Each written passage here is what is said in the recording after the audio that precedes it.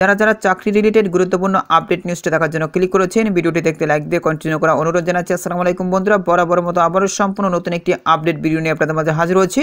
বন্ধুরা, স্বপ্ন একদমই শেষ, শিক্ষক পদে নিয়োগ বাতিল, প্রার্থীদের মহাসমাবেশকাল। আজকে ভিডিওটি খুবই গুরুত্বপূর্ণ, তাহলে চলুন মূল ভিডিওটি শুরু করা যাক। প্রিয় বন্ধুরা, মূল ভিডিওটি শুরু করার আগে বরাবর মতো ছোট্ট একটি রিকোয়েস্ট থাকবে, আপনি যদি আমাদের এই পরিবারের নতুন দর্শক হয়ে থাকেন, এরকম নতুন নতুন চাকরি রিলেটেড আপডেট নিউজ সবার আগে পেতে আমাদের এই চ্যানেলটি সাবস্ক্রাইব করে রাখুন। বন্ধুরা, দেখতে পাচ্ছেন দৈনিক শিক্ষা.com একটি গুরুত্বপূর্ণ প্রতিবেদন প্রকাশ করা হয়েছে, শিক্ষক পদে নিয়োগ বাতিল, প্রার্থীদের মহাসমাবেশকাল। নিচে একদম বিস্তারিতভাবে উল্লেখ করা হয়েছে। প্রিয় বন্ধুরা, প্রতিবেদনে বলা হয়েছে মহাসমাবেশের ডাক দিয়েছেন হাইকোর্টের রায়, সরকারি প্রাথমিক বিদ্যালয় সহকারী শিক্ষক পদে নিয়োগ বাতিল হওয়া প্রার্থীরা রোববার এই মহাসমাবেশ কর্মসূচি পালন করবেন তারা।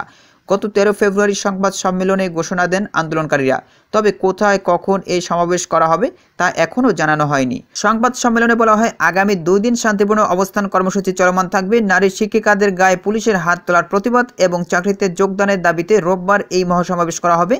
আরও প্রাথমিকের নিয়োগের দাবিতে 10ম দিনের মতো অবস্থান। আন্দোলনকারীরা বলেন, তাদের নিয়োগ হয়েছিল 2023 খ্রিস্টাব্দের বিধিমালা অনুযায়ী। একই নিয়োগ প্রক্রিয়ায় প্রথম 2 ধাপে সুপারিশপ্রাপ্তরা প্রায় বছরখানেক আগে কর্মস্থলে যোগদান করলেও ঢাকা ও চট্টগ্রাম বিভাগের 3য় ধাপে 6,500 সুপারিশপ্রাপ্তদের নিয়োগ 6 মাসের জন্য স্থগিত করা হয়। প্রসঙ্গত, গত 12 ফেব্রুয়ারি মাধ্যমিক ও উচ্চশিক্ষা অধিদপ্তরের সামনে আন্দোলন চলাকালে সন্ধ্যার আগে নিয়োগ প্রত্যাশীরা ঘোষণা দেন বৃহস্পতিবার সকাল 9টা থেকে শাহবাগে অবস্থান কর্মসূচি justice for teachers long march to Dhaka শুরু হবে। 6,531 জনের যোগদান নিশ্চিত করতে এই কর্মসূচি ঘোষণা করা হয়। এর আগে 10 ফেব্রুয়ারি পুলিশের জলকামান নিক্ষেপের পর মঙ্গলবার দুপুরে সচিবালয়ে প্রাথমিক ও গণশিক্ষা উপদেষ্টা এবং প্রাথমিক ও গণশিক্ষা সচিবের সঙ্গে চাকরি প্রার্থীরা বৈঠক করেন। সরকারের পক্ষ থেকে তাদের নিয়োগের ব্যবস্থা নিতে আদালতে আপিল করা হয়।